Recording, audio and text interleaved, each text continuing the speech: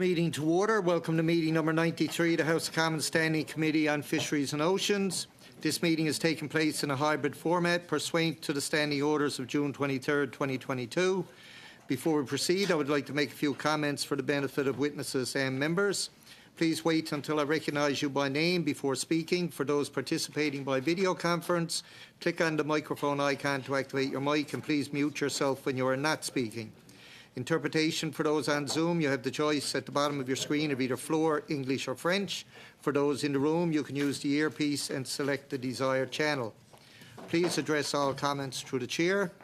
Before we proceed, I simply want to remind members to be very careful when handling the earpieces, especially when your microphone or your neighbour's microphone is turned on. Earpieces placed too close to a microphone are one of the most common causes of sound feedback, which is extremely harmful to our interpreters and causes serious injuries. Pursuant to Standing Order 1082 and a motion adopted on January 18, 2022, the Committee is resuming its study of illegal, unreported and unregulated fishing.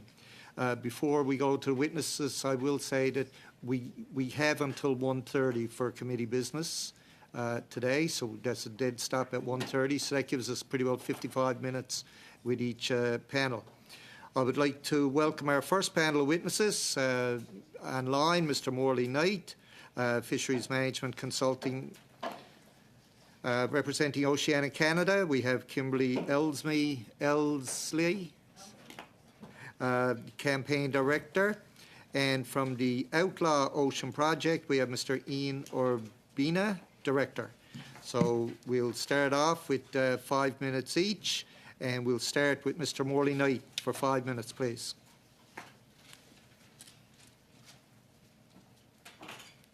Thank you, Chair, and good day, committee members. Thank you for the opportunity to appear before your committee again today and contribute to your study on illegal fishing. Most of my time in DFO is working in the area of conservation protection, which I will refer to as CNP. I started as a river guardian and worked at all levels in the organization as a fishery officer, supervisor, manager, and then as director of CNP for the Newfoundland Labrador region. As director, I was part of the national executive team for CNP and contributed to the program development and management across the country. As director in St. John's, I was responsible for Canada's offshore monitoring and compliance program protecting our 200-mile limit, as well as the straddling stocks. While I was director, we developed and implemented the vessel monitoring system and the leading forensic investigation capacity in the country.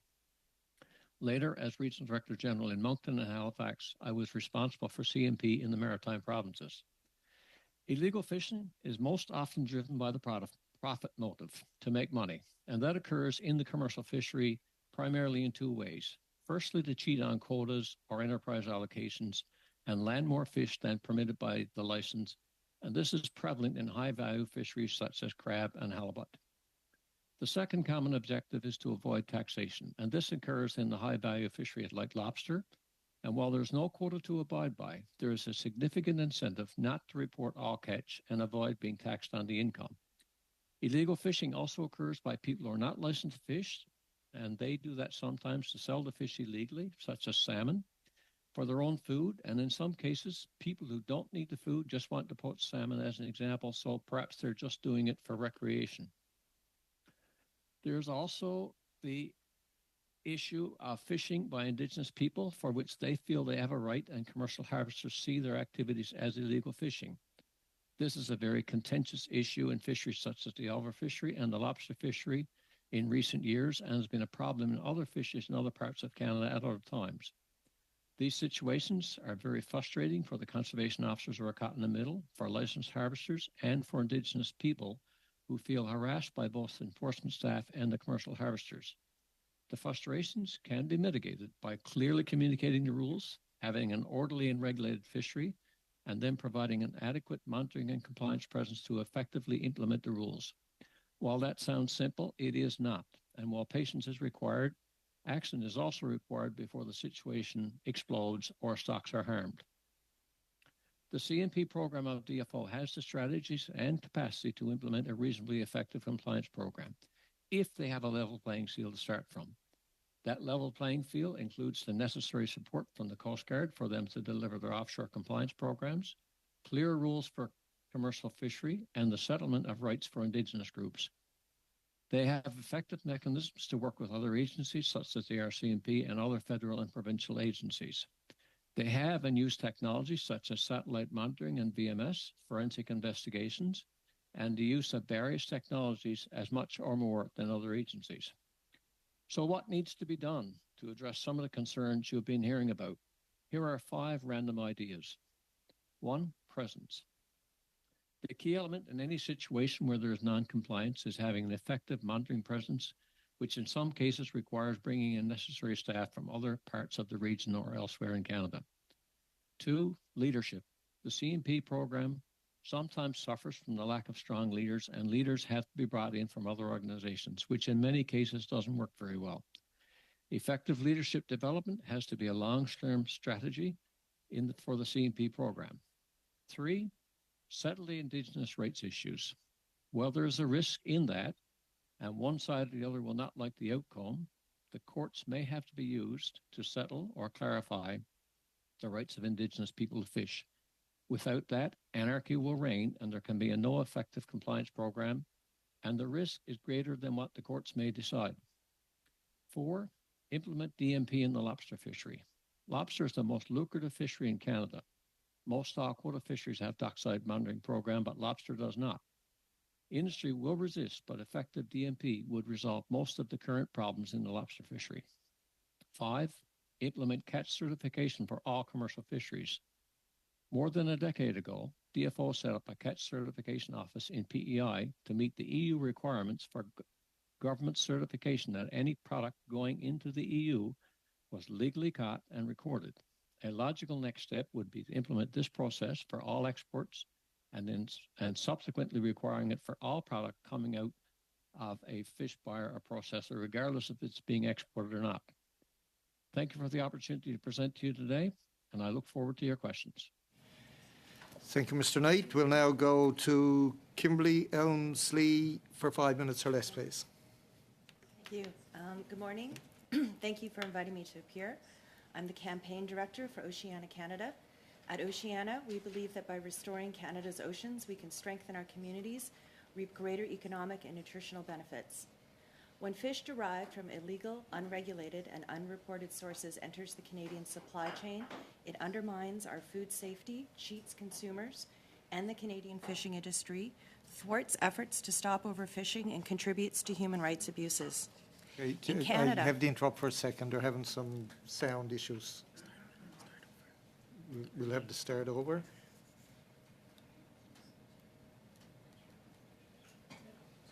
Okay, if you can start from the top again, it'd be great. Sure, no problem. So good morning. Thank you for inviting me to appear. I am the campaign director for Oceana Canada. We believe that by restoring Canada's oceans, we can strengthen our communities, reap greater economic benefit and nutritional benefits. When fish derived from illegal, unregulated, and unreported sources enters the Canadian supply chain, it undermines food safety, cheats consumers and the Canadian fishing industry, thwarts efforts to stop overfishing, and contributes to human rights abuses. In Canada, a lack of traceability in seafood supply chains is allowing fish from IUU sources to enter our marketplace. Without traceability, an endangered species of fish caught by forced labor on a vessel fishing illegally can make its way onto Canadian grocery store shelves with no way for consumers to know the truth about its origin. So to combat IUU, Oceana Canada recommends the following. Implement a full chain boat-to-plate traceability system for all seafood sold and caught in Canada. Require an annual report to Parliament on the status of imported and domestic stocks. For imported stocks, DFO should identify the origin of catches and verify legality of all seafood being sold in Canada. And for domestic stocks, DFO should report on performance and management decisions for all stocks. Require labeling on all seafood products sold in Canada to include the scientific species name, geographic origin, and type of fishing gear used. Implement DFO's fishery monitoring policy to facilitate international reporting and help the fishing industry meet import requirements in other countries, ensuring valuable export markets remain in place. The department must accelerate efforts to transition to electronic reporting that records all sources of catch, including bycatch and discards. urgently move to enact legislation with the direct purpose of eliminating forced labor in Canada's global supply chains, including the seafood sector, and combat IUU at the global level by continuing to fund and expand the development of federal government technology programs and organizations, including DFO's Dark Vessel Detection Program and Global Fishing Watch. When implemented, these recommendations will ensure that ultimately only legal, sustainable, and equitable products are sold in Canada and will create safeguards so that Canadians purchasing seafood are not unknowingly contributing to forced labor or other human rights abuses. Efforts to tackle IUU fishing will also redirect financial contributions back to the legitimate economy. In a study that we commissioned, researchers estimated that Canada's commercial fisheries sector generates a landed value of approximately $354 million annually from unreported catches, resulting in an estimated tax revenue loss of almost $34 million a year. Furthermore, Canadians are spending up to $160 million a year on imported seafood derived from IUU fishing, including seafood potentially caught or potentially using forced labor. Since 2017, Oceana Canada has conducted DNA testing on seafood from grocery stores and restaurants across Canada. In the spring of 2021, we found that 46% of the seafood samples tested were mislabeled. Our testing of 472 samples taken between 2017 and 2019 found a similar 47% of the samples were mislabeled. Our analysis found several instances of escalar labeled as butterfish or tuna. Escalar is an oily fish that causes acute gastrointestinal symptoms and is banned for sale in several countries. We found Japanese amberjack sold as yellowtail. And amberjack contains a natural toxin which can cause long-term debilitating neurological symptoms. And we also found several endangered species of fish being sold. Canada's seafood supply chain remains opaque with weak traceability standards. By implementing our recommendations, the government can keep IUU fish out of the Canadian market and protect our health, our oceans, our wallets, our seafood industry, and not contribute to global human rights abuses. Canadians deserve to feel confident that their seafood is safe, honestly labeled, and legally caught. Thank you. Thank you for that. We'll now go to Mr. Urbina for 5 minutes or less, please. Thank you. My name is Ian Urbina. I'm the director of the Outlaw Ocean Project. We're a journalism organization based in Washington, D.C. I spent 2 decades at the New York Times on the investigative unit. And the last big investigation I conducted there was looking at human rights and environmental crimes on the watery 2/3 of the planet. After leaving the Times, I created my own shop, if you will. We're a team of 12, decentralized, and we do sort of deep dive investigative projects. Again, reporting always at sea on the fishing vessels if fishing is the target. The last 4 years was spent specifically looking at the Chinese distant water fishing fleet, those vessels in foreign waters or high seas.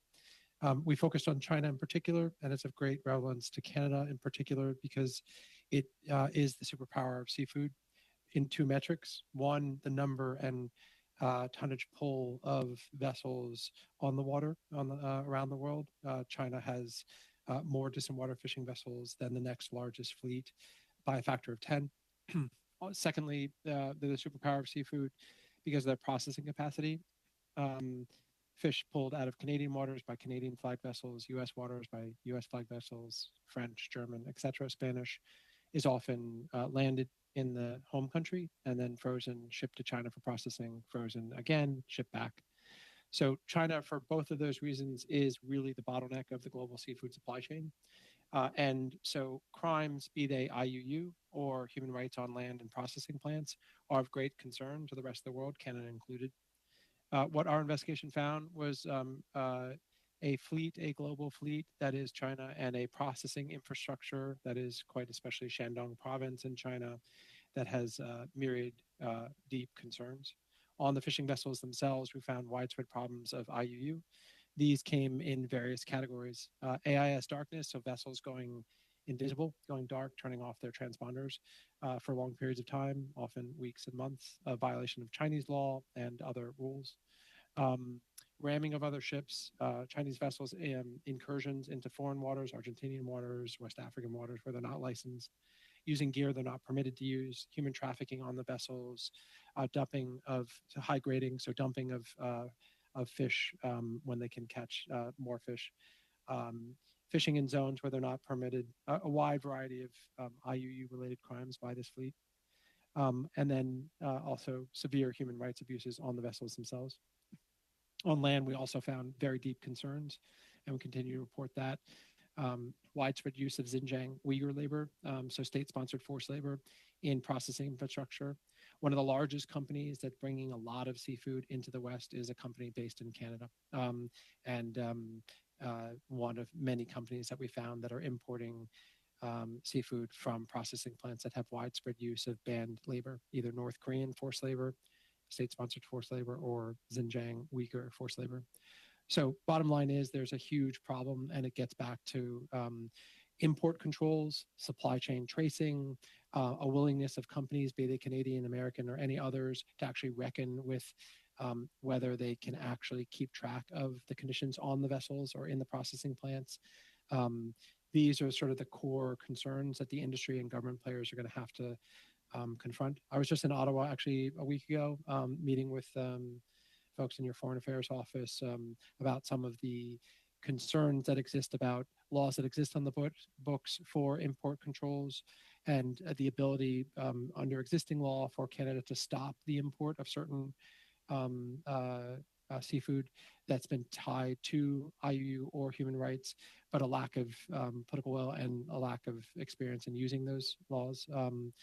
So there's growing pressure, I think, partially because of this investigation and the work of others, Morley and Oceana included, to really draw attention to some of these concerns. One final thing I would mention is that I do think there needs to be a reckoning of within the IUU and marine community with some of the issues that Oceana just raised and our investigation has been raising for a while, which is a redefinition of illegal fishing. If we're going to talk about IUU and not actually take into account concerns about sea slavery and human rights concerns in the processing infrastructure, we're going to actually end up having to solve a problem twice. If we have a bifurcated, siloed method of tackling IUU that doesn't include the human conditions, these same concerns within the seafood supply chain are going to come up again in a separate form. So I would encourage you folks to actually take a look at the definition of IUU and really think hard, as the U.S. is already, about incorporating new components in that definition. I'll end there. Thank you. Thank you for that. We'll now go to our first round of questioning. We'll go to Mr. Small for 6 minutes or less, please. Thank you, Mr. Chair, and thank you to the witnesses for taking part in our very important study today. Mr. Chair, my first question to Mr. Knight, I'm wondering if you could please explain to the committee how dockside monitoring of lobster catches would resolve the current problems in the lobster fishery. Thank you for the question, Mr. Small. I think DMP is an essential link with the other tools that are in place in the fishery. For example, lobster harvesters are required to complete logbooks, and purchasers, whether they be buyers or processors, are required to complete purchase slips and report those landings either to provincial and or federal officials. So the opportunity to tie that all together comes with the dockside monitoring program, and that ensures through a third-party verification system that all landings are recorded and that cash sales aren't occurring without the proper documentation. And it would allow all of the catch that's currently going into the marketplace or coming out of the water and not getting recorded, not getting noted for scientific research purposes. So, like I said, I think that the third-party DMP verification is the piece that would tighten up on a lot of the current concerns, including looking at lobsters that are coming out by sources and then being shipped from province to province or out of the country without the proper documentation and receipts. Thank you very much. Another question for Mr. Knight. We've had reports of DFO patrol vessels being out of service this past year. particularly ones that patrol the 200-mile limit. Should the Coast Guard provide better resources to C&P to make sure that the nose and tail of the Grand Banks and our 200-mile limit, that area right there, is fully patrolled at all times? Look, I'm not in DFO anymore, but I can tell you from past experience that unless there's a constant presence out there with our patrol ships guarding our 200-mile limit and beyond the 200-mile limit, then the ships that are there from other countries will be congregating on stocks that they shouldn't be catching. And yes, there needs to be greater accountability to keep ships operational. And I think there needs to be a yearly accounting of the patrol days that are actually in the NAFO regulatory area and on our 200-mile limit. So without that, the situation will deteriorate. So again, on that same topic, it's widely anticipated that the northern cod quota is going to be substantially increased in the upcoming year. And as we know, NAFO countries other than Canada stand to get 5%. So do you think that the Departments of Fisheries and Oceans should be preparing for a threat of IUU fishing due to the fact that these countries are going to be able to come inside our 200-mile limit and catch 5% of that TAC? Just a slight clarification. They won't be allowed to come inside our 200-mile limit. They'll have to catch their 5% in Division 3L outside, where the cod stock does. It's a straddling stock, so it straddles both inside and outside. But there is a real risk, as you pointed out, that if that's not carefully controlled and monitored with regular inspections at those vessels, that the catches will be underreported and that the fishing efforts so far exceed what they should be by foreign vessels. So it needs a constant presence and regular inspection. Next question also for Mr. Knight. We've heard testimony about illegal overfishing in Nova Scotia this past spring. In your opinion, based on your experience, what does DFO need to do to be ready to stop this from happening again next year? Well, this is a situation that's been getting worse as the time goes on over the past few years. And before next spring occurs, if we're going to improve the situation, DFO needs a clear plan that is communicated to all parties. There need to be clear expectations of what is permitted and what is not permitted. They need an operational plan and resources lined up to execute their plan, bringing in staff from across the country if needed. And they have to make it clear that those that don't comply with the rules that are in place will be arrested and equipment seized that's used in the commission of offense, whether it's fishing gear, pickup trucks, or what have you. And then they have to execute that plan, and it won't take long that the situation will be calmed down and there will be compliance if those actions are taken. So I got one quick question here, Mr. Knight, and if we don't have time to finish it off, you might be able to submit it in writing. Many in southwestern Nova Scotia feel that out-of-season lobster fishing has been taking place under the watch of DFO. So what does DFO need to do to change that perception? Look, in the interest of time, all I'll say is that you need to do the exact same thing I just described in the Elver fishery. You need to have a clear plan. People need to understand the rules, and DFO needs to execute the plan and arrest those who don't comply. It's as simple as that. And after a very small number of arrests and seizures are made, compliance will occur. Thank you, Mr. Small. We'll now go to Mr. Hardy for 6 minutes or less, please. Thank you, Mr. Chair, and thank you to our witnesses here. I think one of the the things that we have to state off the top is that sometimes in our funny system, politics gets in the way of common sense. We've had over the years cuts to the Coast Guard, votes against Coast Guard funding, most recently a couple of nights ago. It's not helpful. We understand why that happens. We understand what drives it, but sometimes, as I say, partisanship gets in the way of common sense, and it's not helpful. Let's put it that way. Mr. Urbina, wanted to just remind you that you're here as a witness in a parliamentary standing committee, and so you have certain privileges to disclose things that would otherwise get you in trouble out in the wide world. You mentioned that there is a Canadian company that's involved in importing fish from Asia, from China, I think you said. Can you name that company? Sure. I mean, we've written extensively about it. It's Highliner Foods, and it's one of the main importers of large amounts of seafood into Canada. Is this an error of omission or commission when it comes to the possibility of illegally caught fish coming into Canada through that company? I can only speak of my suspicion that it's an unwitting error. I think the extent to which it's witting is that when these companies, it and many others, decide to go into China, they opt to play by the rules that exist there, and everyone knows what those rules are. And one of them is there are fundamental prohibitions against core things that you would need to actually check your supply chain. So, for example, the ability to do spot checks on processing plants.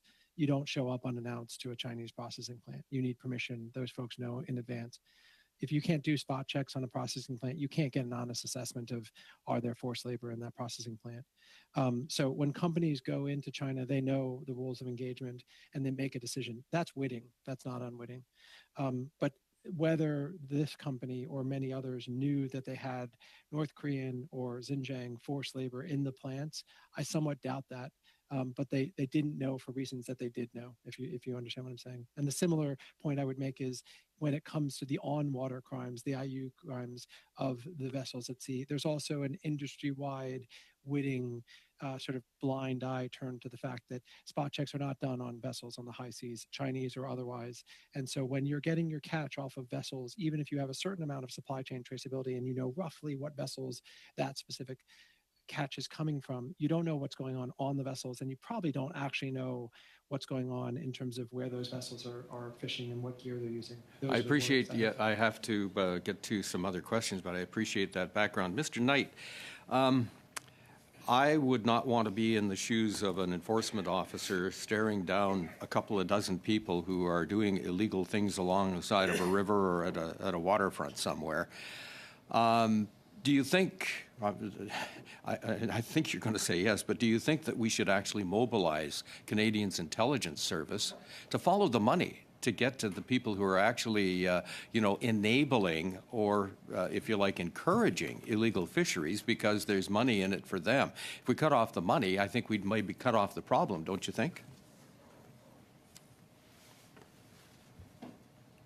I would agree with your first point that you can't have an enforcement officer up against but 15 or 20 poachers, but you have to bring in the force to assess that.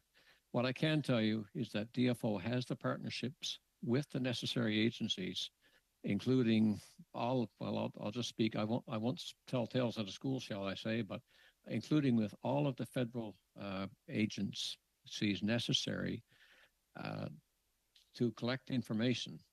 At the same time, you can't always get the required information if the mechanisms aren't in place. And I already mentioned traceability and having all of our catch accounted for through a traceability certification program. So I think the necessary tools have to be put in place. Years ago, I remember there was a bit of a stunt actually pulled off in New York Harbor by a fisheries minister, and I can't remember which one. Mr. Tobin. Was it Mr. Tobin, Brian Tobin, with the net that was scooped, I think, from a Portuguese vessel that was illegally fishing, and he piled it up on a barge in New York Harbor. Why isn't that still happening? Why aren't we out there disrupting, the bad guys from foreign fishing fleets that are basically poaching our fish? Mr. Knight, could you comment on that? Yeah, I'm well familiar with that incident back in 1994, Mr. Hardy, and what I can tell you is we've made leaps and bounds of strides of progress, particularly on our East Coast within the NAFO regulatory area. We do not have unregulated vessels there. They're all from contracting parties to the North Atlantic Fisheries Organization, Regional Fisheries Management Organization, and there's been a suite of rules put in place that now requires illegal fishing activity to be sophisticated. And I'll put it this way, as one enforcement officer said many years ago, they're no longer catching it and misreporting in truckloads, they're doing it in bucketfuls. So there's still a need for constant surveillance there, but we don't have that complete blatant disregard for the rules on an ongoing widespread basis like we had back in 1994.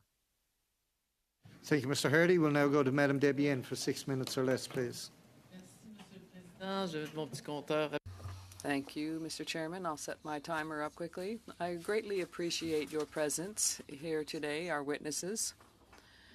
First of all, it's always courageous to testify about illegal fisheries, but I would like to ask Mr. Urbina, the investigative journalist, and I'll take this opportunity to thank you and thank the journalists for their work, because without you, we wouldn't have such an impartial perspective of the reality on the ground sometimes. And I know that journalism is very much under threat currently, so it's that much more important to emphasize the importance of your work.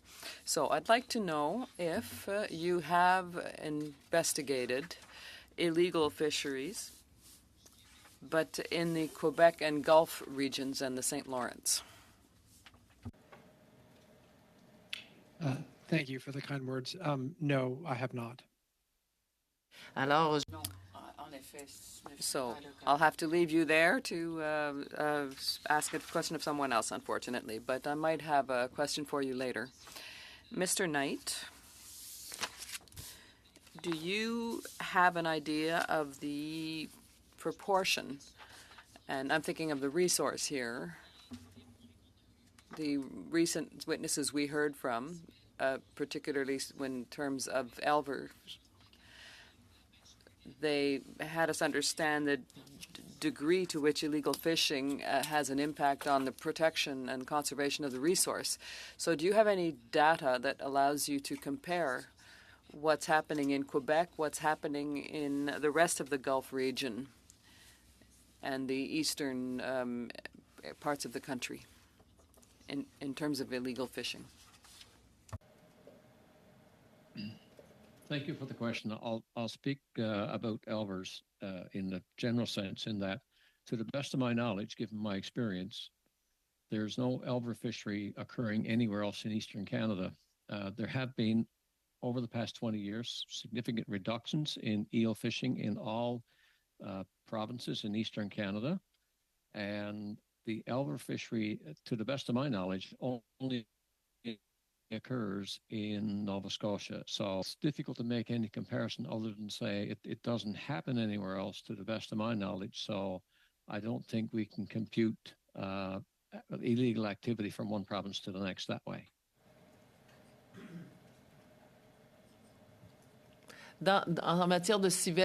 In terms of the Elver fishery, that was my example, but are there other kinds of illegal landings or catches that you have identified in Quebec?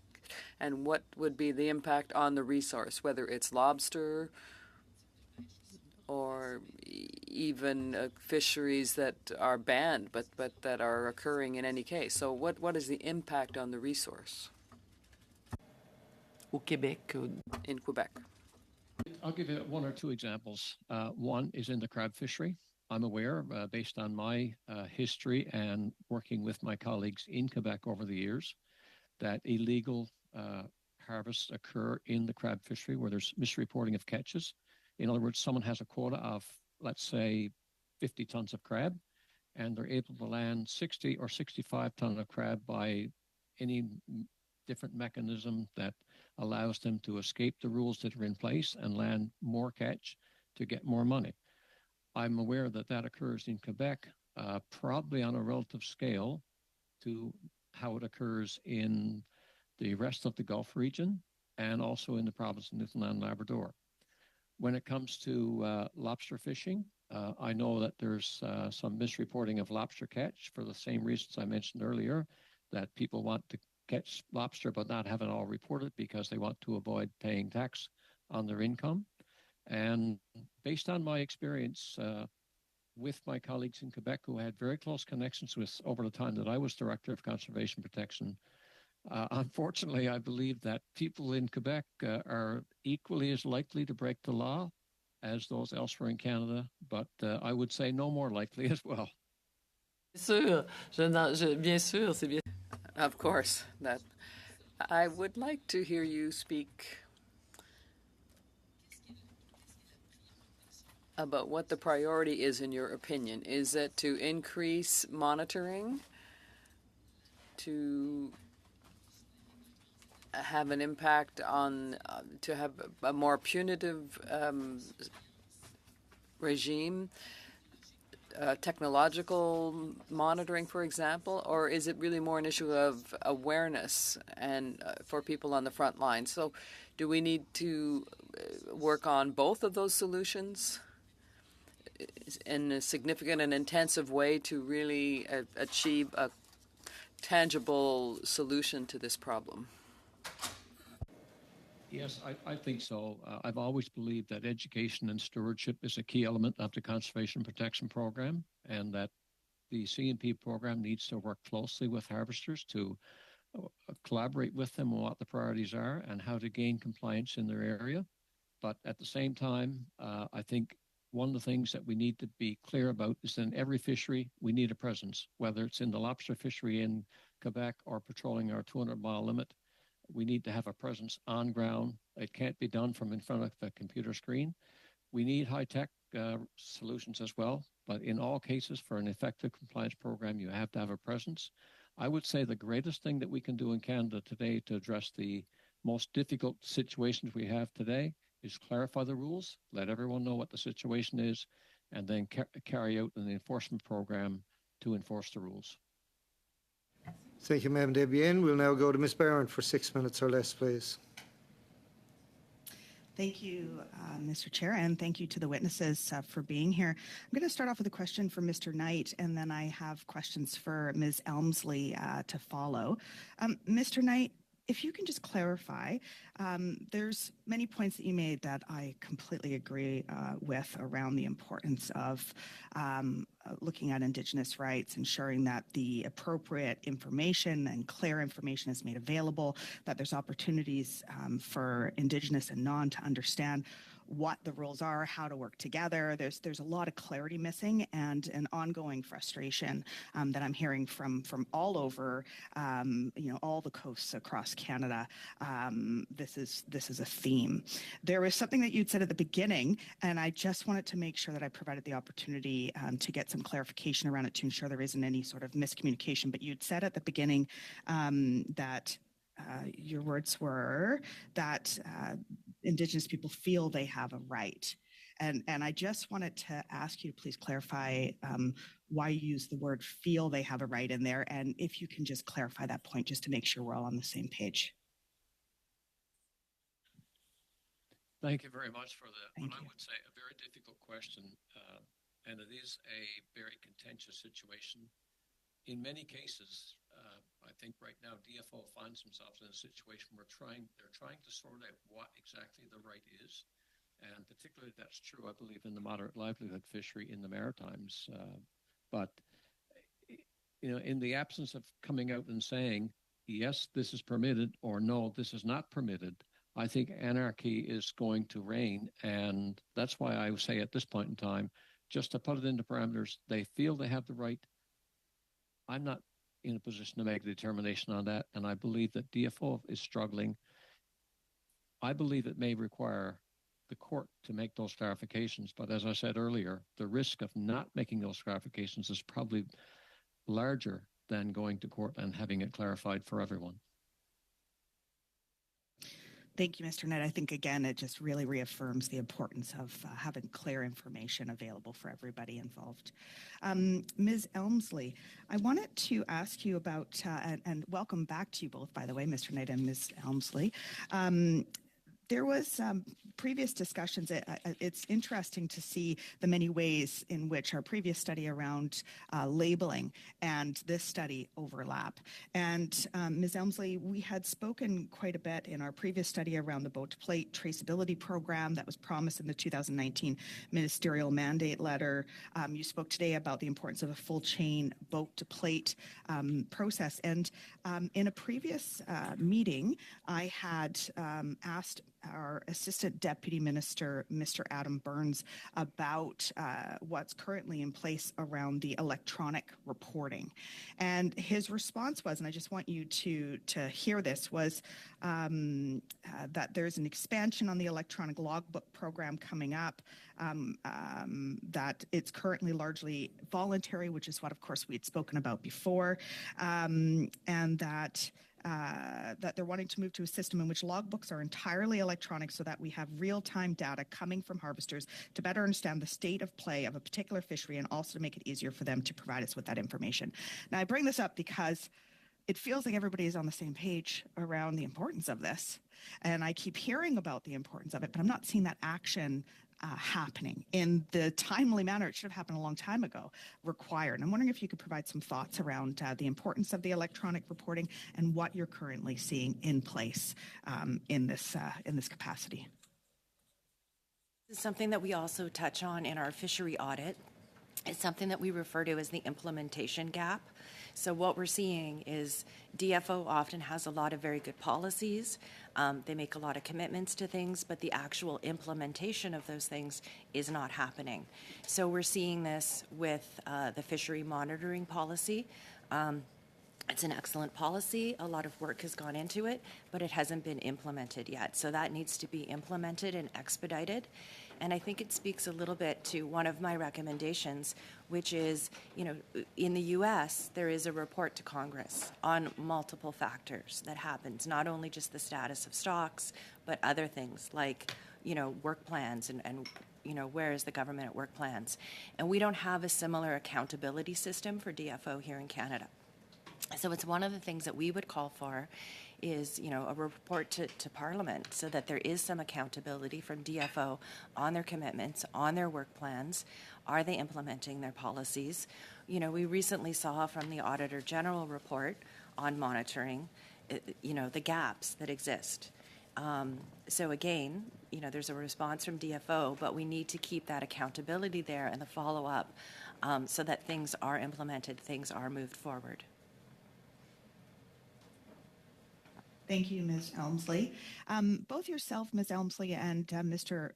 Urbina also spoke about the human rights abuses that are resulting from the lack of from the illegal, unregulated, and unreported fishery.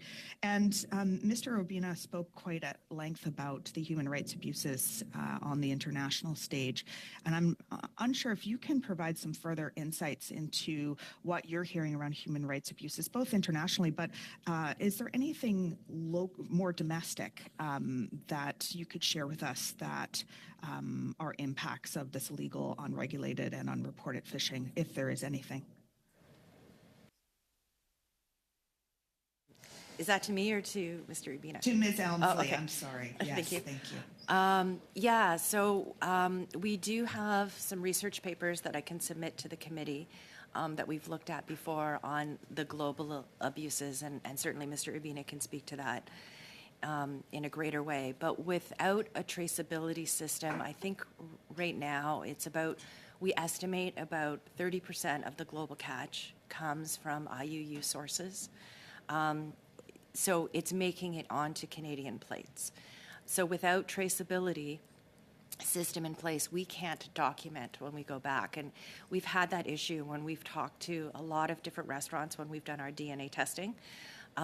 We've gone into restaurants and asked them the source of their fish. And a lot of those restaurateurs are very frustrated because they don't know. They'll show us the box of fish that arrives with really no information at all on it. So it's very hard when you're trying to keep systems in place to really trace back where it's going.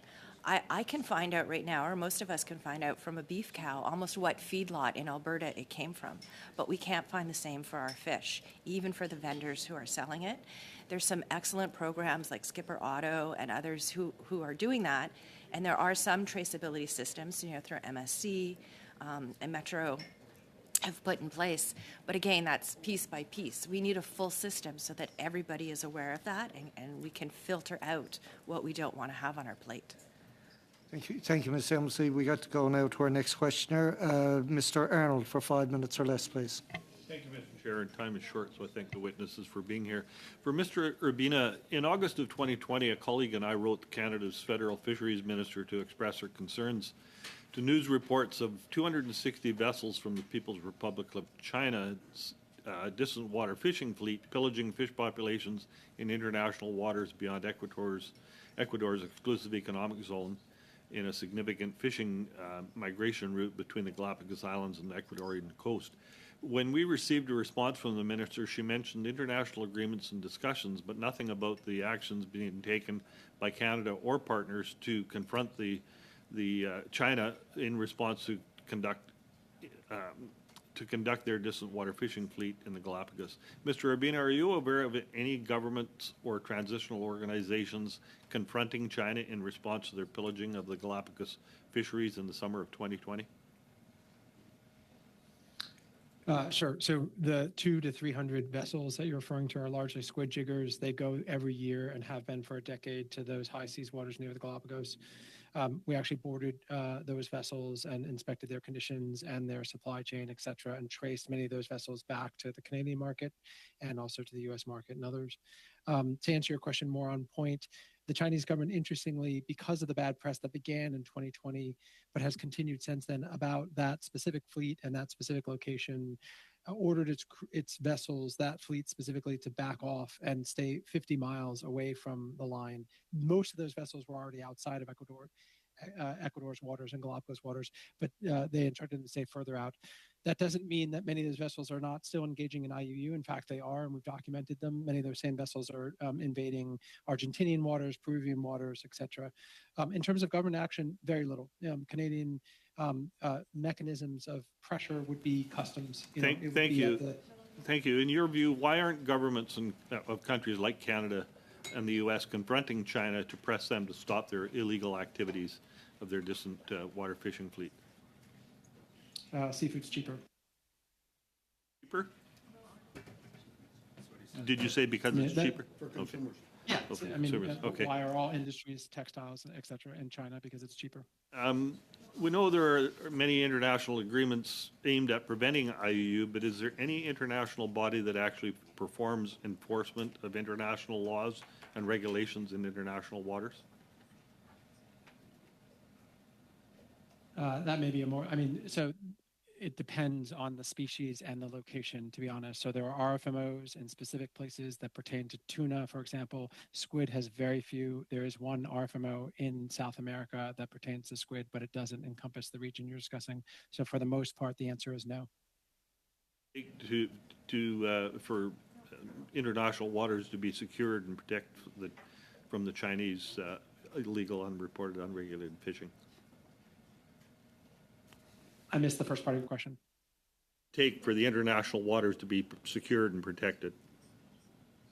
Bunch of things. It would take Western brands in Canada, the U.S., and Europe to apply pressure on the companies that are tied, their own companies and foreign companies that are tied. It would take governments to set aside MPAs on high seas and have mechanisms to do that, such as the High Seas Biodiversity Treaty. It would take enforcement collaboration between many countries to arrest ships when they come in if they have documented abuses. Okay, thank you. I need to move on now to Mr. Knight. Mr. Knight, are you aware of any instances where CNP officers were told or advised to observe and not enforce? Yes, I am. In terms of, I have to go back over my lengthy career in conservation protection to say yes to that, but there are times when the situation is just so volatile that the action directed to given to officers is at this point in time, observe and record. we'll decide what we're going to do with that information later. In those cases, is it because of the potential danger or risk to the enforcement officers, or other reasons? I think a combination. Sometimes it's the risk to the officers. Sometimes it's the volatility of the situation and the potential for widespread civil disobedience. But it does occur, and in some cases, follow-up action, enforcement action is taken later, and arrests are made. That's my time. Thank you, Mr. Arnold. We'll finish up our first hour with Mr. Hanley for 5 minutes or less, please. Thank you very much to all three of you. Mr. Knight, just to continue the questioning with you. So since Canada acceded to the Port State Measures Agreement, do you see that in itself as having enabled some positive activity in terms of improving cooperation and monitoring and tracking of illegal activity? Maybe you can talk about what the effect of that has been or not. Thank you very much for the question, Mr. Hanley. I was the Canadian expert that helped write the first draft of the Port State Measures Treaty, and I was there through all the negotiations of refining it. And it did take us quite a while to accede and get the treaty ratified in Canada. But notwithstanding that, we had implemented most of the measures in the Port State Measures Treaty through our other treaties like NAFO and ICAT and other RFMOs before that. So what it does, it didn't change very much what we did in Canada when foreign ships landed here. What it does, it gives us the mechanism to address these things elsewhere in the world if vessels happen to be fishing in proximity to Canada, outside our tourism limit, then we can make the request that wherever the vessel lands to, it gets inspected according to the measures of the Port State Measures Treaty. So I think it helps, yes. And you've also referred in various presentations to the need for more of an international collaborative approach regarding transboundary boundary issues.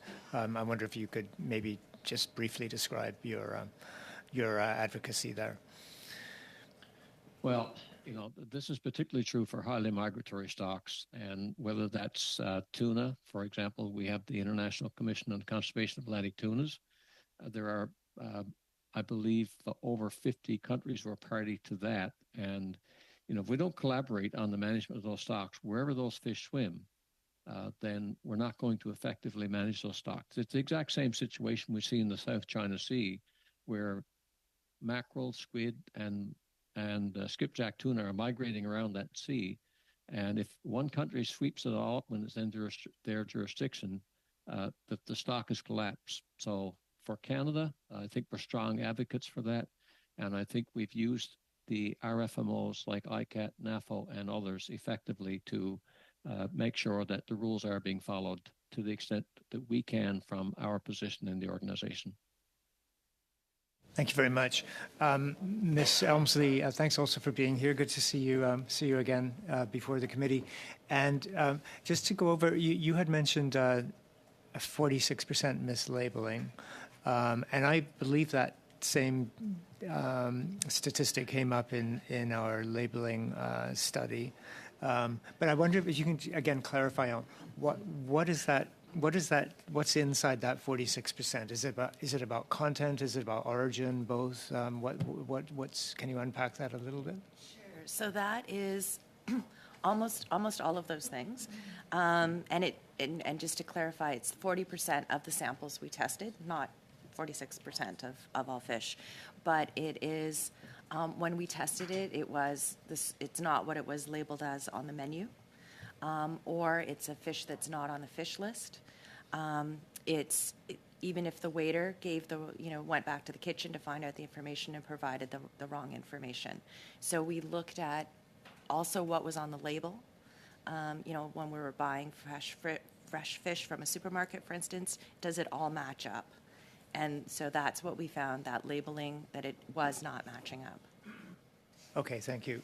And since my time is limited, I'll just quickly shift to you, Mr. Urbina. It seems, both from your presentation and your website, which I had a brief look at, your entire focus is on China. I just wanted to clarify the relative contribution of seafood caught by Chinese vessels in terms of total global harvest. And are there other significant players that compare to China, either in volume or in practice? No, our focus is not entirely on China. The last investigation was, but before that, we looked at the Thai fleet, before that, the Taiwanese fleet, and before that, the South Korean. So we just recently been turning to China. I think that, to answer your question, the largest big players that are IUU connected are the largest big players. So you would in terms of the high seas fleets, you'd be looking at Taiwan, South Korea, Thai. As the next biggest players to be thinking about in terms of imports to Canada. Thank you, Mr. Henley. Your time is indeed up, and that concludes our first hour of testimony and witness appearance. I wanted to say thank you to Mr. Urbina, Mr. Knight, and of course Ms. Elmsley for being here again as well. Thank you for your time today and sharing your knowledge with the committee on this particular study that we're doing right now. So we'll suspend for a couple of minutes while we switch out to the second panel.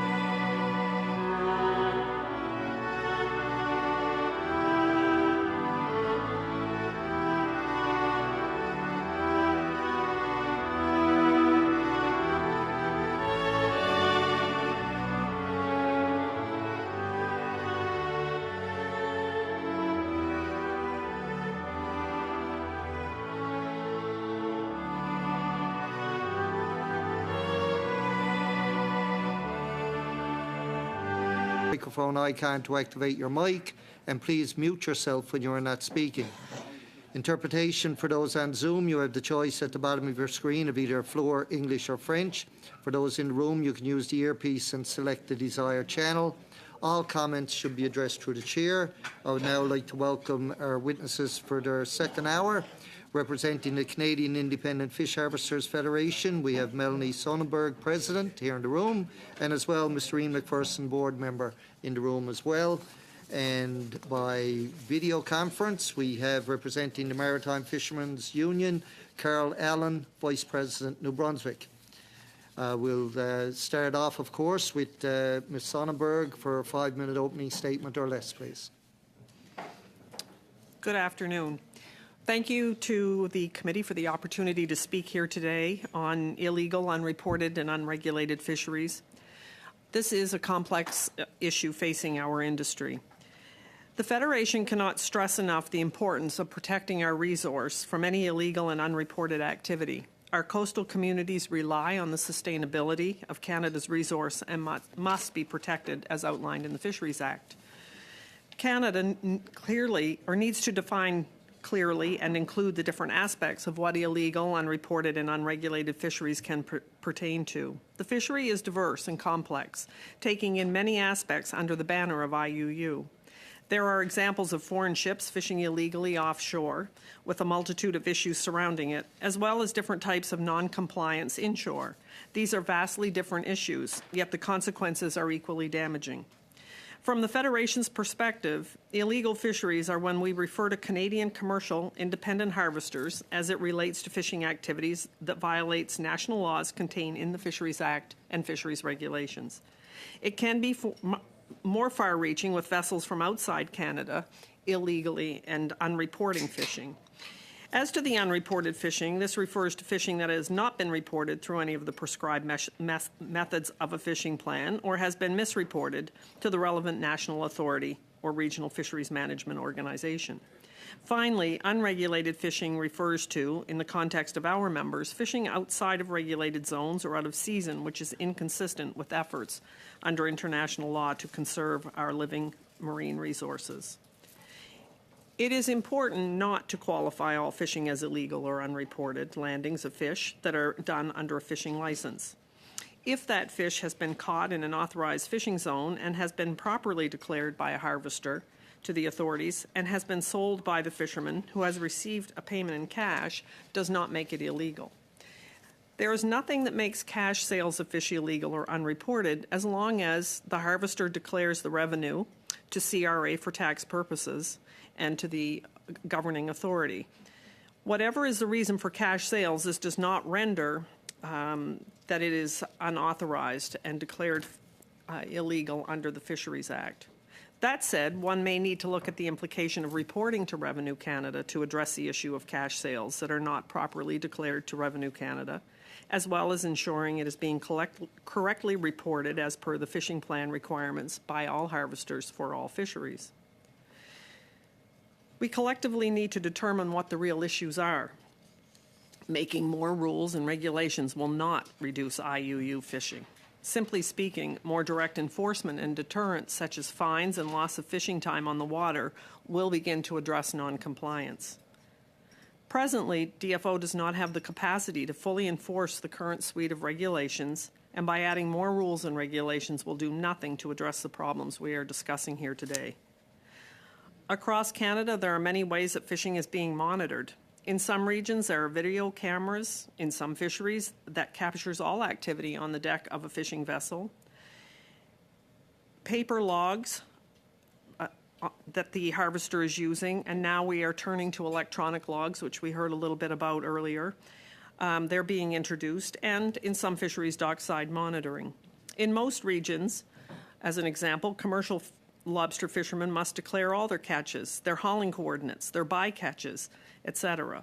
In almost real time, using DFO qualified electronic logbooks or by the submission of a paper log within a 48-hour time frame. In addition to electronic declarations, landing activities at the wharf and comparing buyers' purchase slips are being closely monitored by conservation and protection agents throughout the year. In some fisheries, onboard observers are required. Once again, the need for more DFO enforcement is paramount to deterring IUU fishing. Harvester organizations should be consulted in the development of a suite of deterrents, and DFO requires the appropriate resources. The Federation wishes to note the IUU under the guise of food, social, ceremonial fishing. This hurts our Indigenous communities that exercise that right, as well as non-Indigenous communities. Consistent enforcement for all harvesters is key. If these fisheries are not fully monitored and protected, the impacts will be far-reaching in the protection of our common resource for all parties. Generally speaking, the illegal, unreported, and unregulated fishing is a major concern to the inshore independent owner-operator. The long-term sustainability of our resource is threatened when such illegal and unreported activities are taking place without robust oversight. I want to again thank the committee, and we look forward to your questions. Thank you. Thank you. We'll now go to Mr. Allen for 5 minutes or less, please. No, I'm in the wrong page, aren't I? No. Oh, okay, Mr. Allen. Yep. Good afternoon, Chair, members of the committee. Thank you for the opportunity to speak to you today. I had hoped to travel to Ottawa in person, but due to a family emergency, I was unable to. I've come to know many of the members of the committee over the last few years and always appreciate the opportunity to, have a chat on the sideline before and after the committee meeting. But at least this format offers me the opportunity to testify. The Maritime Fishermen's Union is an organization that represents approximately 1,300 inshore fish harvesters in New Brunswick and Nova Scotia. Since its inception in the 1970s, the MFU's mission has been to represent, promote, and defend the interest of inshore fish harvesters in their communities. The issue of illegal, unreported, and unregulated fishing is a very important one for our members. One of the first major problems that the Maritime Fishermen's Union tackled head-on as far back as the 70s was resource sustainability. Using the lobster fishery as an example, at its inception of our organization in the 70s, poaching and non-compliance of conservation measures by our own members was a serious obstacle to the path of sustainability. It is only with consistent and effective enforcement efforts, as well as education through collaborative science and awareness projects, that today our fishermen have become some of the greatest stewards of the resource. However, challenges remain. The following are some areas of concern and some recommendations for the committee from our organization. Consistent and effective enforcement has been one of the cornerstones of the establishment of sustainable lobster fishery in the southern Gulf of St. Lawrence. As mentioned above, during this period, commercial indigenous lobster fisheries have also successfully integrated into the traditional commercial fishery after the Marshall resource access transfers and capacity building initiatives in the late 90s and 2000. This access was transferred from indigenous groups after voluntary license relinquishment program, VLR, was put in place with the objective of not increasing overall effort in the lobster fishery. However, the same cannot be said for the food, social, and ceremonial fisheries access, where in some areas effort has been increased outside the VLR process. Furthermore, this fishery is intended to be for small-scale food production for indigenous communities. However, in some cases, it is used for commercial purposes outside the conservation rules. More stringent and standardized overarching DFO oversight of all FSC fisheries is needed in order to maintain healthy fish stocks for everyone moving forward. If more commercial access is needed by some indigenous groups, the VLR process has to be used. Furthermore, fish buyers that are procuring illegal access resource need to be held accountable and suffer significant consequences for their actions. Provinces are responsible for fish buyers' licenses need to significantly step up fines and license suspensions to companies or individuals that are found guilty under the Fisheries Act.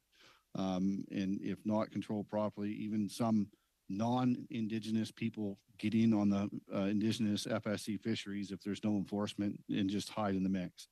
Efficient and effective catch reporting is needed moving forward in order to meet growing international food traceability standards, but also in order to access timely fisheries data necessary to better inform fisheries management.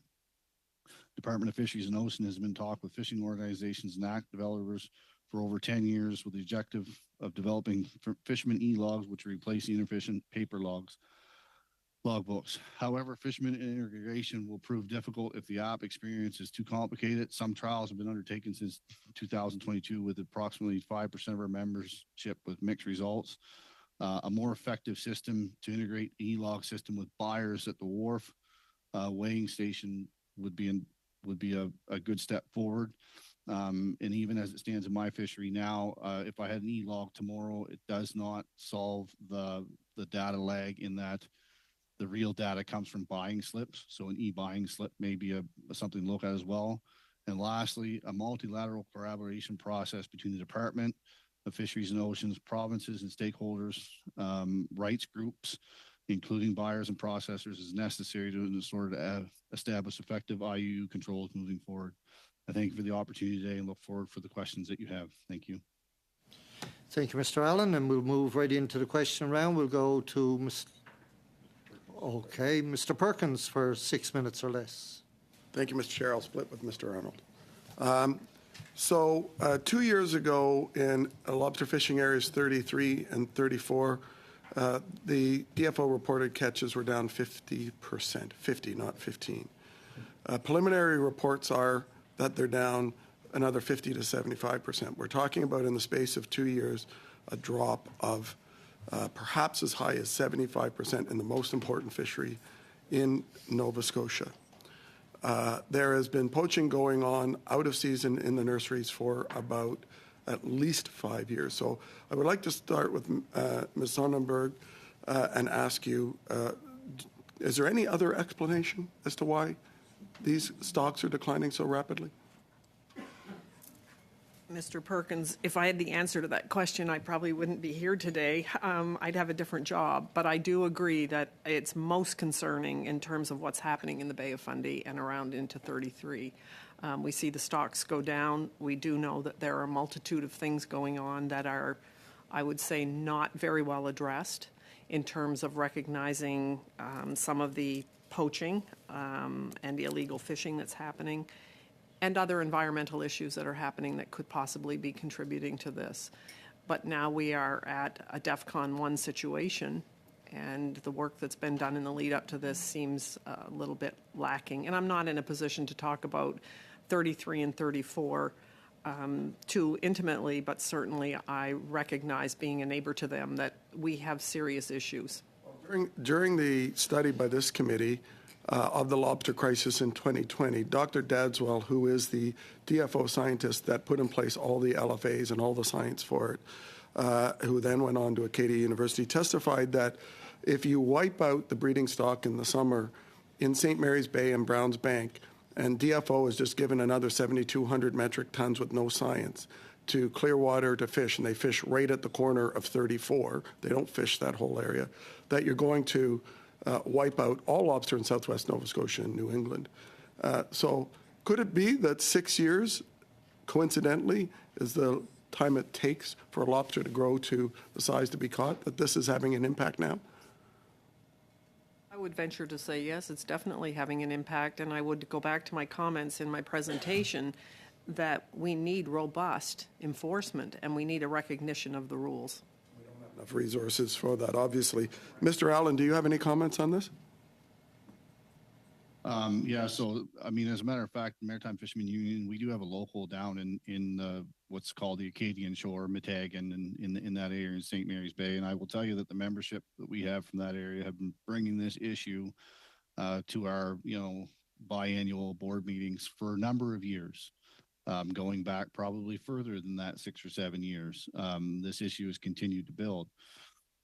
Is it the only factor? Maybe yes, maybe no. But I think that part of the problem is that because there's no actual real data on the amount of lobsters that may be coming out of the water, it's hard to know what that effect may or may not be, right? And even if I was a First Nations member who was practicing my food fishery in a responsible manner, I would also want that information to prove that I'm not the culprit, right? So I think that there's a good case to be made that data, that should be a heavily monitored thing to make sure that what is the effect. We can all speculate whether it is the only effect or whether it's one of 100, but without proper monitoring, no one really knows. So for me, I think that's what it goes back. And we face the same issue with a few FSC fisheries in Eastern Brunswick as well. Thank you, Mr. Arnold. Thank you, Mr. Perkins. For Ms. Sonnenberg and Mr. McPherson, Mr. Knight, when he appeared just in the previous hour, I didn't get his exact words, but basically I think he said that illegal fishing is driven by money. Do you feel that it is legal or illegal money that is driving IUU fisheries more than anything else? Well, I'll take a crack at it. It always is. Illegal fishing is always driven by money, in my opinion.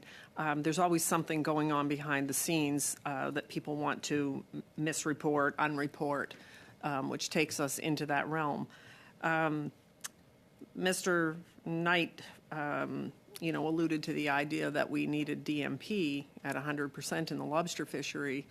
My esteemed colleagues, I'm sure, will speak to it, but from the area that I come from, that is not the answer, and that is not going to solve. People who are fishing illegally are not going to be caught through a DMP process, particularly in a fishery that uses control efforts like the lobster fishery.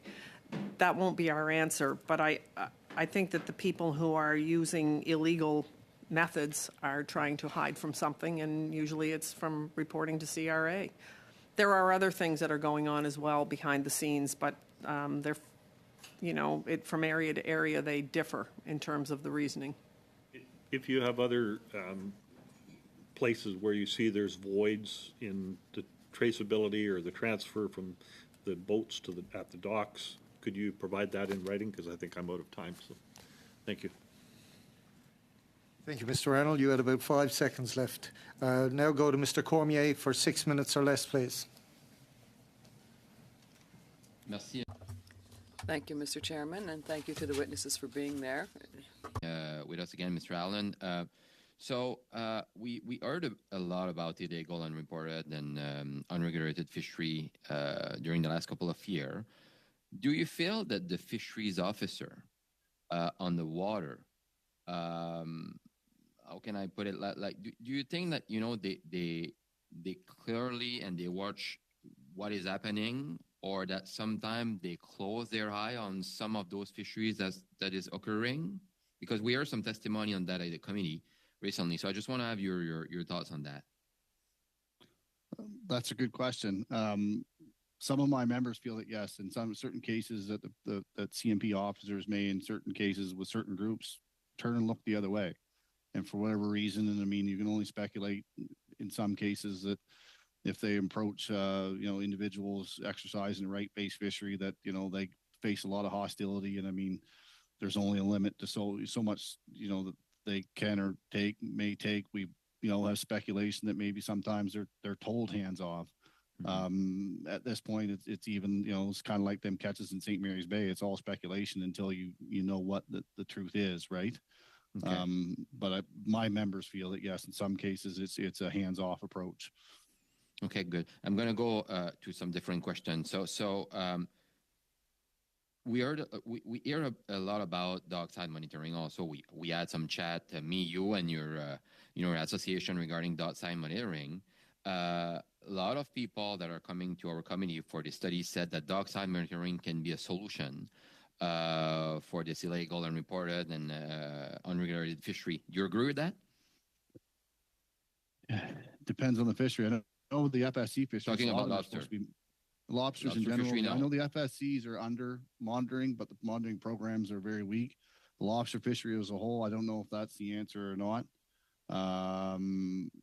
As a harvester, there's some concern there about the complexity and the challenges that we face when you look at the scale of the fishery and the burden that may incur upon us.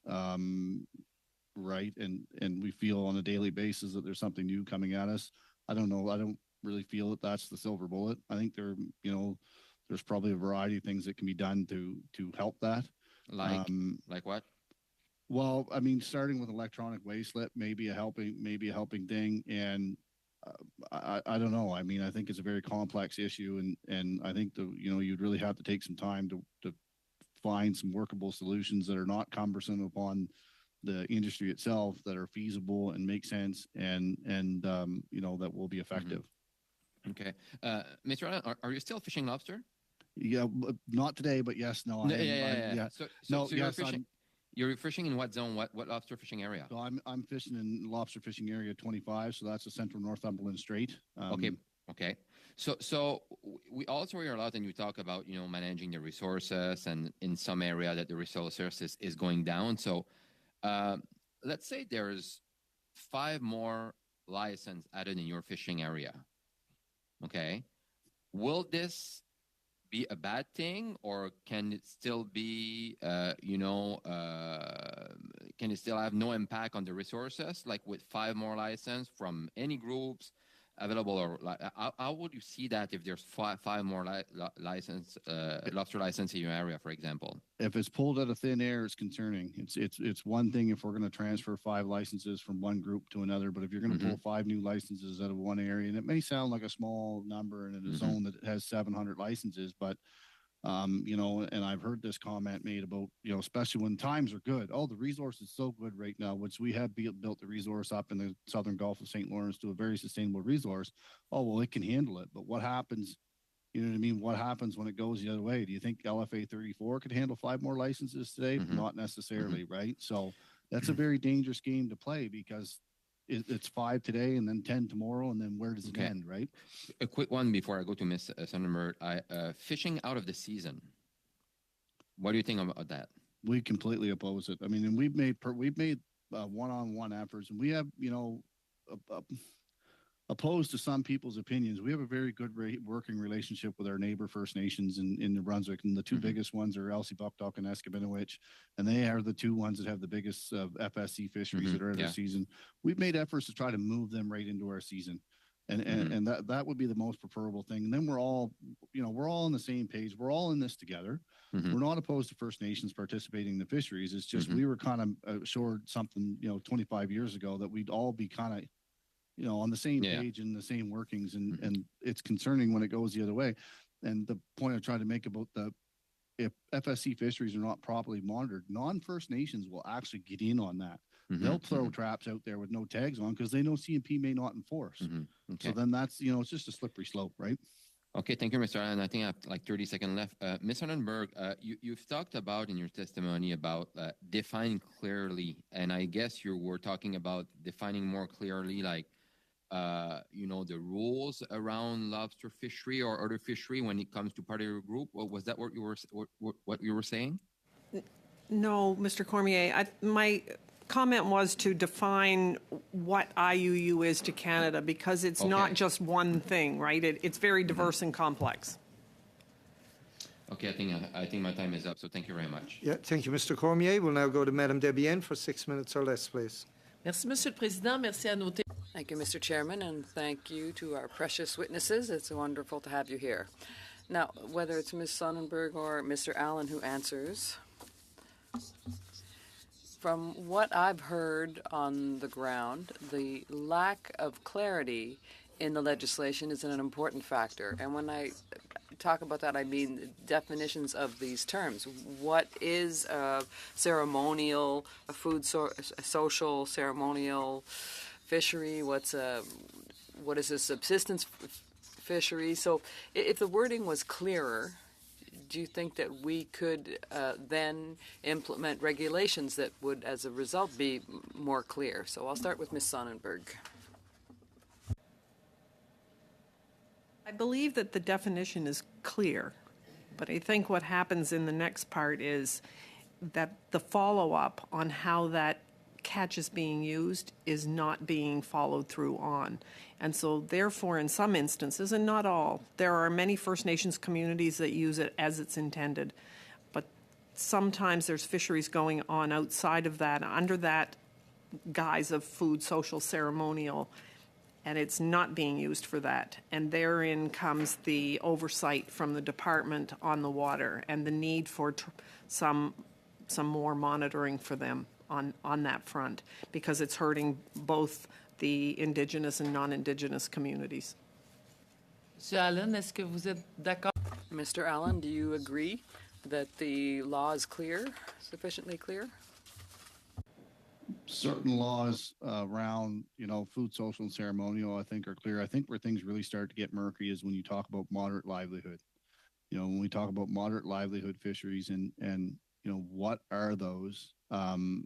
We don't even know what a moderate livelihood is, let alone what that fishery may consist of. And even when you look at part of that decision, the decision was the right to a pursuit of a moderate livelihood. It was no guarantee of a moderate livelihood. And I think that in any case where there does, where, you know, lack of clarity exists, anywhere where the government can take the time to clear something up, even one small issue at a time, it will help, because it's in that gray that, you know, that the conflict is more likely to exist when there's, you know, confusion. Et cette confusion. And that confusion is also troubling for all parties here, Indigenous or not, because you were saying earlier you had good communications with certain Indigenous groups that want to preserve the resource, to conserve it, and they agree with you on that point. So the parameters of a better cohesion or better understanding between fishermen could really rely on clear definitions. What is a moderate livelihood, with some examples, for example, limits of tons that can be fished. So do you think you could provide perhaps more details on what would be a better definition? What would that rely on? It's complex, but just to get an idea so that we, on our end, could make some recommendations. It is a very complex issue. It's a hard one to define. And we've struggled with this. We've made efforts with the department, and I am a member of the Federation. You know, we've had meetings as such, and we've tried to, you know, wrap our minds around that. I'm not even sure. I think that's beyond my expertise on what it may be. I think, though, you know, any time that we can do that. And I will say, you know, typically what we see with various First Nations is you can have a conversation with the leadership, and the leadership unofficially may agree with you and understand and whatnot. It's when they have to deal with their individual members. And as I alluded to in my opening statement, you know, us as an organization in the late 70s and the early 80s to try to eliminate poaching that was going on, but amongst our own membership. And that's a tough conversation to have in-house, right? But I think that's kind of on their responsibility as well. They have a responsibility to have that conversation within their own membership, because at the end of the day, you know, with rights come responsibility. And in a lot of cases, you know, the frustration is not with the right, it's with the abuse of rights. And I do believe that there is such a thing as an abuse of rights. You know, we have a right to free speech, but you can abuse that right. So with that right comes a responsibility. And I think that's a little bit on you know, First Nations leadership's part to take that role, like, you know, harvester organizations done in the past. En terminant, pour conclure.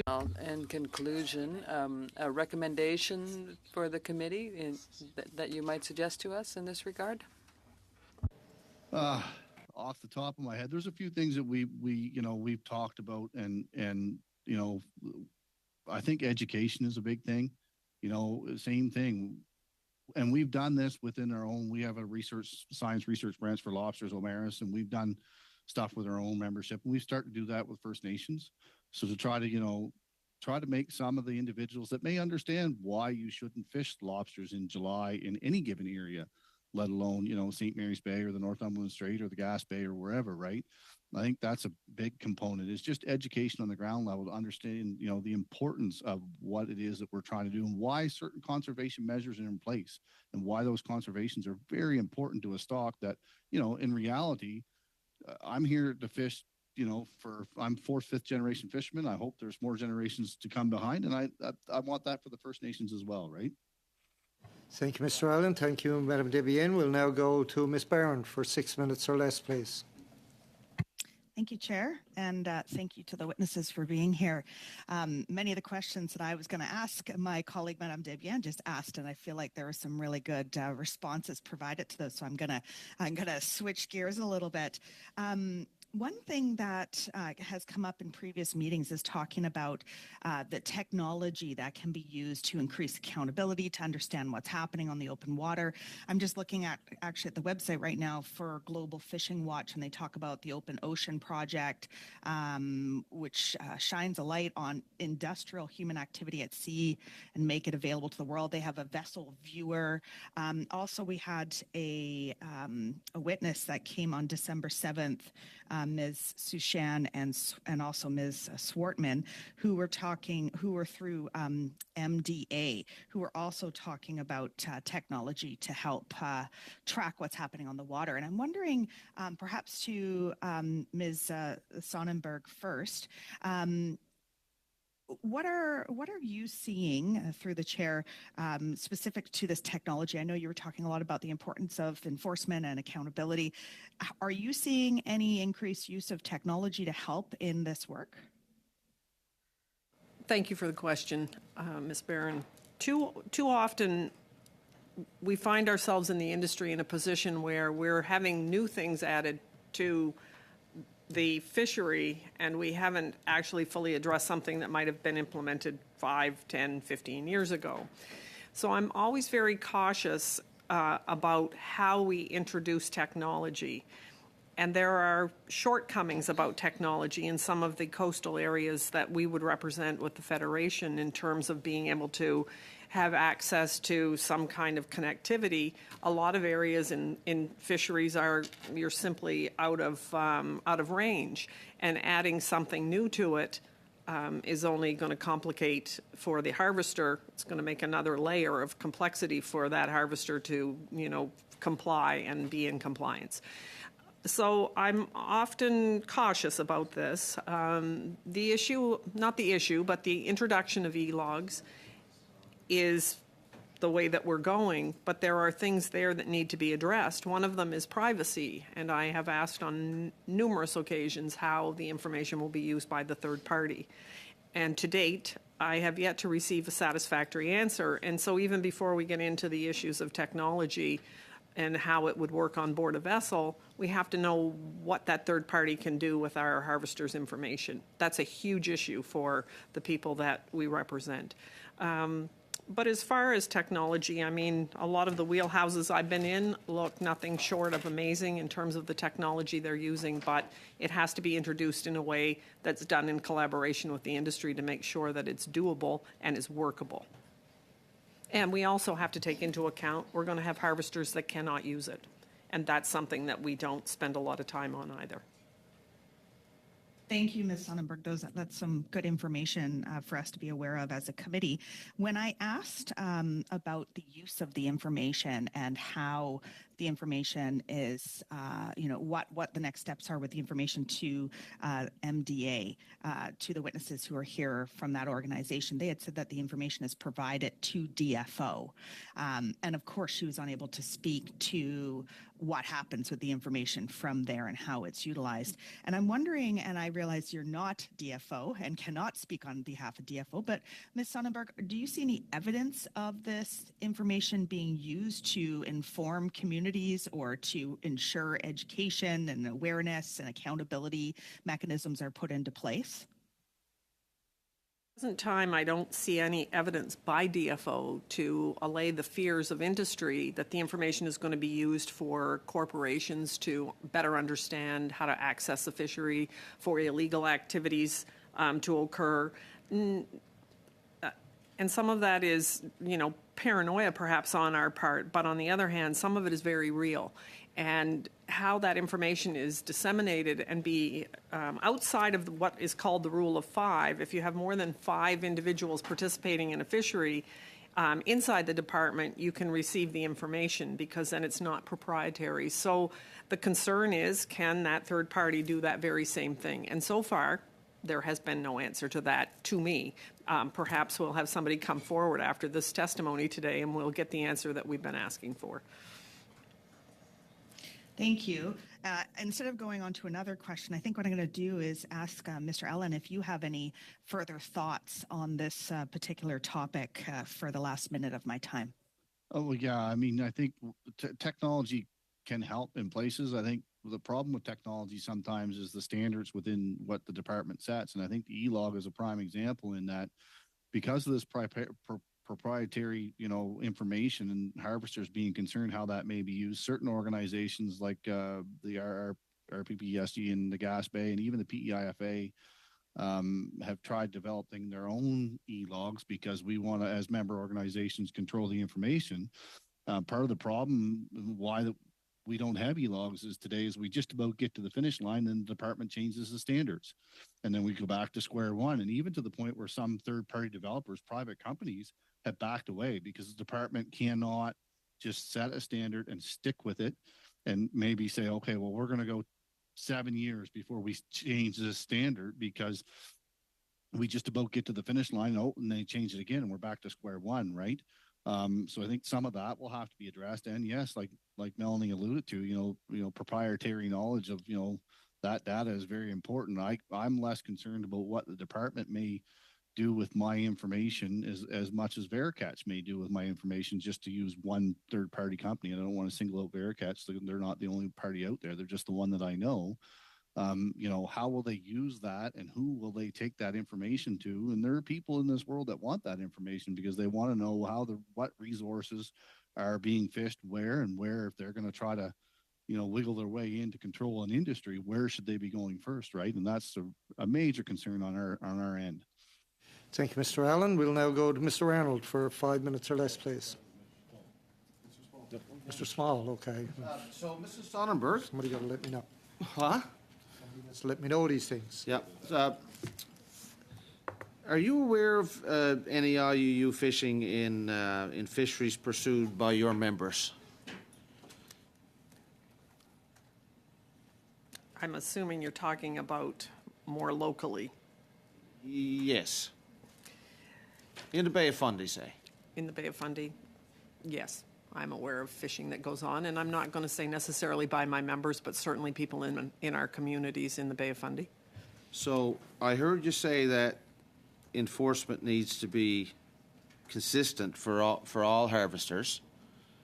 Are there any groups of harvesters or individual harvesters that are not having the law enforced upon them? I think sometimes it's a lack of it, Mr. Small, that leads us to have issues where sometimes we're seeing under-resourced, the inability to get enough officers on the water to properly, and on the wharf, not just the water, at the wharf as well, but certainly on the water is where you start. That presence is a huge deterrent. Boarding a vessel and looking around is a huge deterrent, and we need more of it.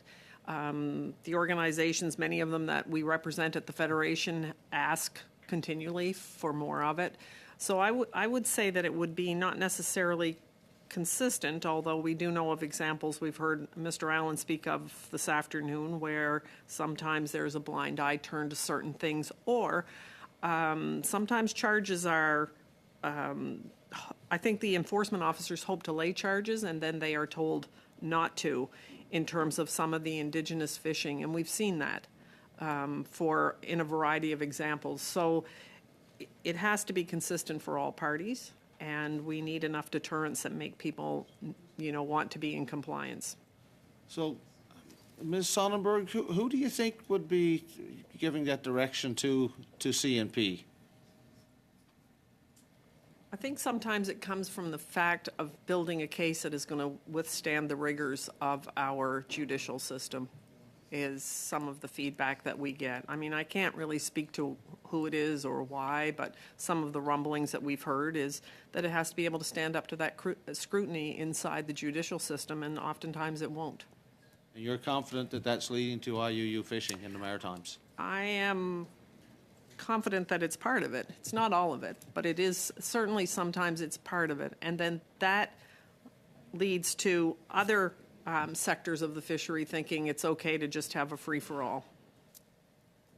Thank you. To Mr. Allen,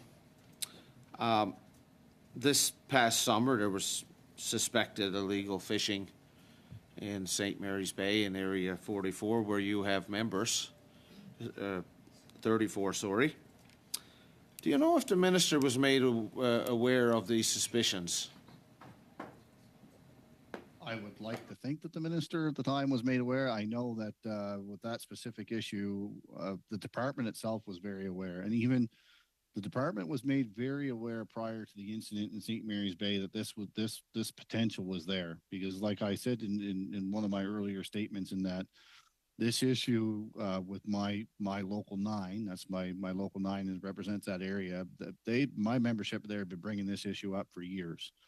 And this was continued to build, and I think the department was very forewarned that there was a potential, for a powder keg is what we called it, for lack of a better term, and that this is, something may happen.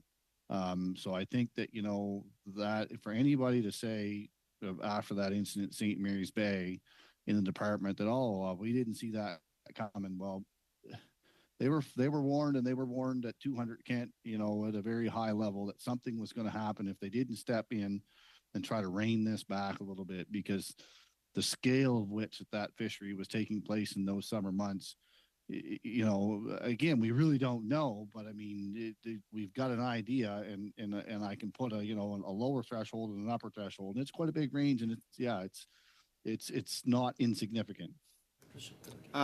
Mr. Allen, are you aware of any other bays or areas around the Maritimes where similar things are taking place, or similar suspicions are had that there's IUU fishing for lobster? Yes, in my own backyard, and this is why I spoke to the two biggest First Nations in Eastern Brunswick, Elsipogtog, Nesika, Benowitz, both have FSC fisheries that take place out of the season. Elsipogtog takes place in May to July. Our season, they fish that August to October season. Again, there's a lot of speculation. They're allowed an allocation, but there's been a lot of incidences where they've watched harvesters come in and weigh off one box of fish, and 4 boxes go into a vehicle, and if nobody's there to even verify whether those other 4 boxes are empty or not, again, the speculation takes over. And I think that's the dangerous part in all this, is that if we don't have a real handle on what the numbers are, one can speculate it to way worse than it maybe be. And I think we need to have a clear grasp of what those numbers are for that clarity, because if that clarity is not there, then danger fills the void, right? Thank you, Mr. Allen. We'll now go to Mr. Morrissey for 5 minutes or less, please. Thank you, Chair. I have 2 short questions that I'm going to give my time to MP Kellaway. First is to Ms. Sonnenberg. You're a long-time credible voice for the fishery, and you're part of Canada, Atlantic Canada. We've heard a number of witnesses reference about dockside monitoring as it relates, I'll go specifically to lobster. Your views, Ms. Sonnenberg? Is it a solution? Quickly. I would say it could be used as one, but it will not be met very warmly by the industry, I don't believe, until we have a reason to think that in a fishery that's done through effort controls that it's going to make a difference. I'm involved with a fishery in an international zone called the Grey Zone off the backside of Grand Manan between Maine and New Brunswick. We have dockside monitoring in the lobster fishery. We do it for the purpose of having a clear understanding of what we've landed, so that we can demonstrate at a future time in World Court, if we were ever put to the test as a country, about what that zone means. But it really is not. It's another burden, really, for the industry. And I think that's what we have to be cognizant of. And I said it in the presentation. The rules that are made to combat this problem need to be very well thought out in concert with the industry, so that we're not putting extra layers on top. So we got some work there to do if it moves in that direction. I just thank you for your points. Mr. McPherson, when you were in here before, and I didn't get back to you, we were talking about DFO issued tags for lobster traps and gear, and not everybody follows those. Could you elaborate briefly on what is working and what's not? Yes, I think we need to get back to audits of the tag distributors and make sure they're following all the proper protocols. We need to get back to standardized colors for what's for appropriate fishery and what those tags will be for a replacement fishery. And I think it needs to be investigated that if a tag supplier orders tags on their own that aren't authorized by DFO, that there's some consequences. Okay, thank you. Mr. Kellaway? Thank you, Mr. Chair, and it's great to have everyone here with respect to witnesses and great questions around the table. I have a couple, and I'll make them brief because I don't think I have a lot of time. But in terms of CRA, Mrs. Sonnenberg, you mentioned that CRA has a role to play and could be doing more, or I think you referenced that. I wonder if you can go into just a little bit of detail as to, what specifically. And also, too, we talk about resources around this table today, and we talked about CMP. And I think it's absolutely important that we strategically put investments in the right place. If you had the magic pen tomorrow, where would you put the most immediate resources in terms of funding? CMP or CMP and something else? I'll take the last question first, and then we'll go back to the other one. I think CMP needs to have more resources. It starts there, and without them being well-resourced, we're never going to get to the root of the problem. So having good presence on the water, having sound vessels on the water, reliable vessels on the water, all of that is super important to dealing with IUU. So that's the first question. If I had a pen, I'd start there. I truly believe in CMP. They're the face of the department, and they have an opportunity to keep everybody in check. As far as less and no cuts. Got that. Okay. Go on to the next one, please. And as far as CRA goes, we hear a lot in the industry about cash sales, and it is important to note sometimes cash sales is because there's more money involved. And I've seen it recently in Southwest New Brunswick and in Nova Scotia this year in the fishery, where you have cash transactions taking place, and these folks can offer more money to the harvester. If the harvester takes that money and reports it, let's not make a mistake here thinking that that's illegal. It is not, as long as everything is reported through the chain. And that also goes to the buyer. This is where CRA comes in, and perhaps there needs to be some auditing of that, where there are hot spots, and there are hot spots, and we know of them. Callaway, your time is up by 10 seconds. We'll now go to Madame Debienne for 2.5 minutes, please. Monsieur le Président. Thank you, Mr. Chairman. Earlier, we spoke about education and communication, and looking at the state of things, for the last few weeks, we've been hearing witnesses talk about drama upon drama. And so do you have the impression that the action that remains to be taken are really going to be decisive in the end?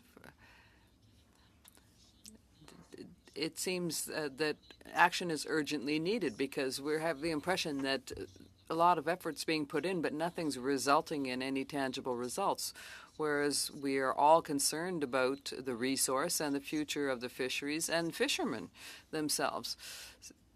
So is the urgent nature of setting up some solutions, can we use that in our recommendations? Can we say that it is of the utmost importance to urgently do some of the things that have been suggested today? So Ms. Sonnenberg or Mr. McPherson, you choose. Clarity, I think, is what we need. CMP needs clarity. Non-Indigenous harvesters need clarity. Indigenous harvesters need clarity, and that's what we're seeking. And that will go a long way to diffusing a lot of the issues we have right now. What are the rules? How are they enforced? And are they enforced consistently? And Monsieur Allen? Mr. Allen? Yes, I would say, and there is some urgency in all this. And I think, Ian kind of nailed it perfect in that the clarity is needed as much as anything. And we need it yesterday more than we need it today or tomorrow. And it's one of those things where, I hope the department will move on it instead of taking, months to respond to a report, because, time keeps marching on and the issue doesn't go away. And in some cases it amplifies. So yes, I do believe that there's a sense of urgency around these issues. Thank you, Madam Debienne. Now we'll go to Ms. Barron for 2.5 minutes or less. Thank you, Mr. Chair. Ms. Sonnenberg, I wanted to ask if you can clarify, and I believe you've already touched on it in previous questions, but elaborate a little bit further. You had said that what we need is more enforcement and not more rules and regulations. Can you expand a little bit on what you meant when you said that? Too often, rules are introduced, and in this case by DFO, and we haven't fully addressed a suite of rules that may have been previously introduced. So I think we need to take stock of what we have and how we can do better collectively and move forward from there before we start introducing a new suite of things that needs to be addressed. If that answers the question satisfactorily for you. Thank you.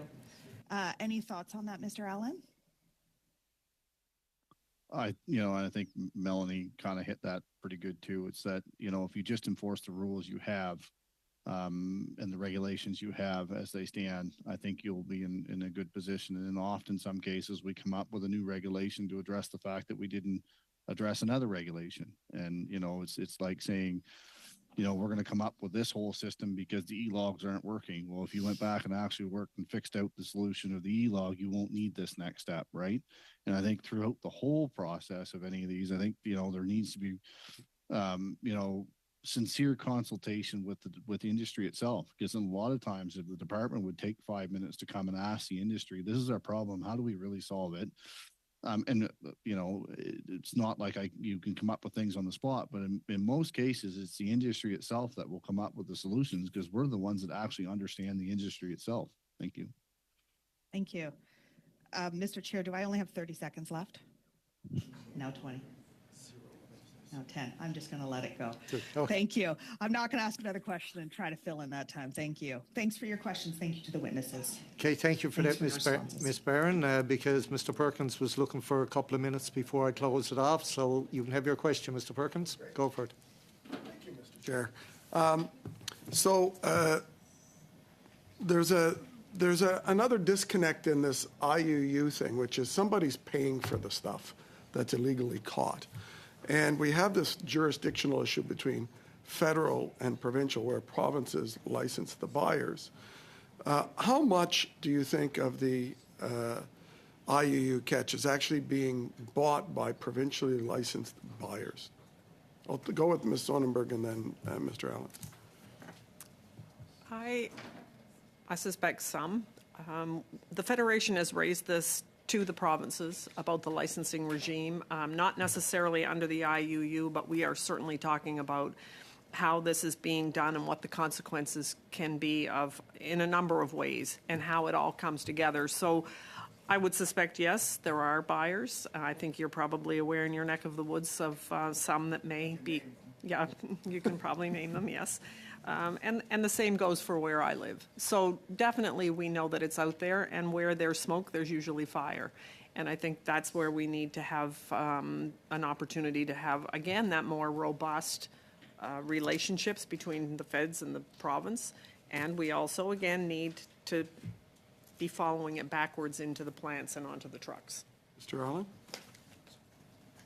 It's a good question, and maybe we had a Southern Gulf lobster advisory last week, and I kept throwing things on the buyers, like, they talk about an e-log, and I think there should be an e-slip, and I don't know, and I just, my previous statement, I said we shouldn't add too much complexity, but at the same time, maybe, anybody buying should have a federal license as well. Maybe there's a role for the federal government there, maybe there is, maybe there isn't.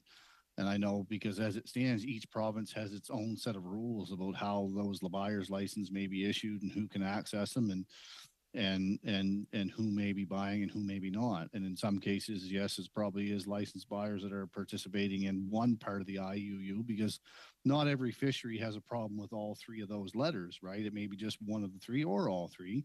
And then in some cases, there's just, fly-by-night under the radar buyers that may be, involved in this, right?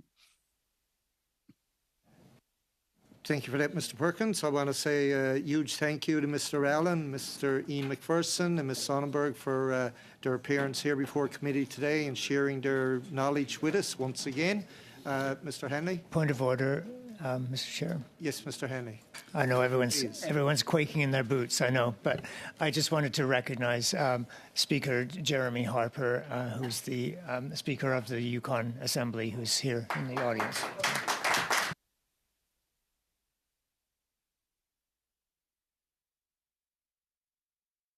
Henley, I just want to remind everybody that there will be no meeting on Thursday. We agreed to cancel Thursday's meeting.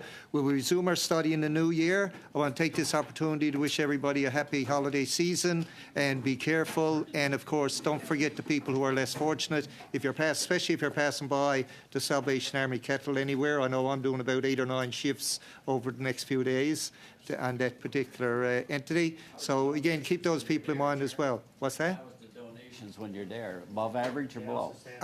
It's down this year compared to last year, but I was surprised with the giving. I had a young fella, I was on it on Saturday, actually dropped by, he's probably in his early 20s, and shoved a $100 bill in the kettle. So, yeah, which I thought was pretty good. Yes.